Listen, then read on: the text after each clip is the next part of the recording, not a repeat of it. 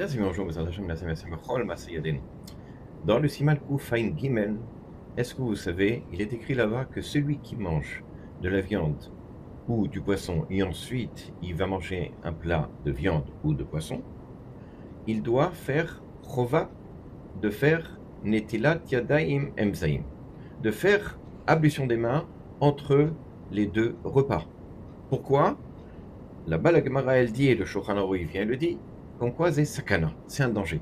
Il y a un danger, une certaine maladie, tsarat, comme c'est un rapport de Mishnah Berurah, hein, comme quoi une personne qui, si elle touche de la viande ou elle mange de la viande avec du poisson en même temps, c'est un danger. Et c'est la raison pour laquelle, pour éviter tout danger, pourquoi? Parce que Sankata Chamirami Surah, que le danger est plus grave qu'un interdit. Donc on fait beaucoup plus attention lorsqu'il y a évidemment un danger que s'il y a un interdit. C'est la raison pour laquelle, même si encore une fois, je ne les mange pas ensemble, mais je risque de les toucher ou je vais peut-être toucher, eh ben, il faut faire malgré tout netilat yadaim au milieu.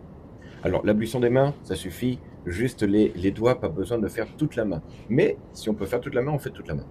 Sachez encore une fois, c'est que beaucoup de Rishonim, aussi pose la question, est-ce qu'aujourd'hui, il y a, est-ce qu'aujourd'hui, il y a ce problème de danger?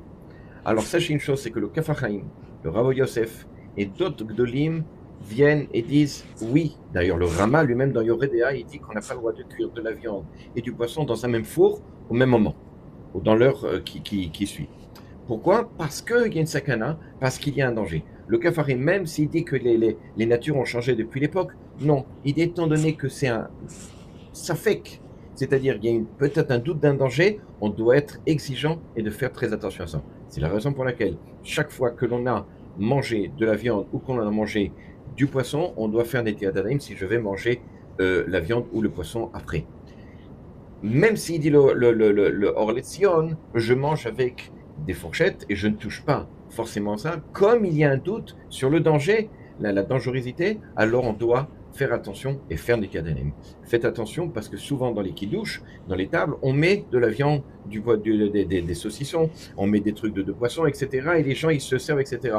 Ça, c'est pas bien. N'oubliez pas, le Shulchan a dit, Chova, il y a une obligation de faire des kadanim entre les deux. Et même si certains disent qu'il y a plus de danger, sachez que le Rav Yosef lui-même, il était noyé, qu'il avait l'habitude de faire netilat yadim entre la viande et le poisson. On doit continuer à perpétuer ça, puisque de toute façon, le Kaf HaChaim et tous les autres Gdolim, Acharonim, le Orletzion, le Yevia Omer, disent comme quoi on doit faire netilat yadim entre les deux. À bientôt.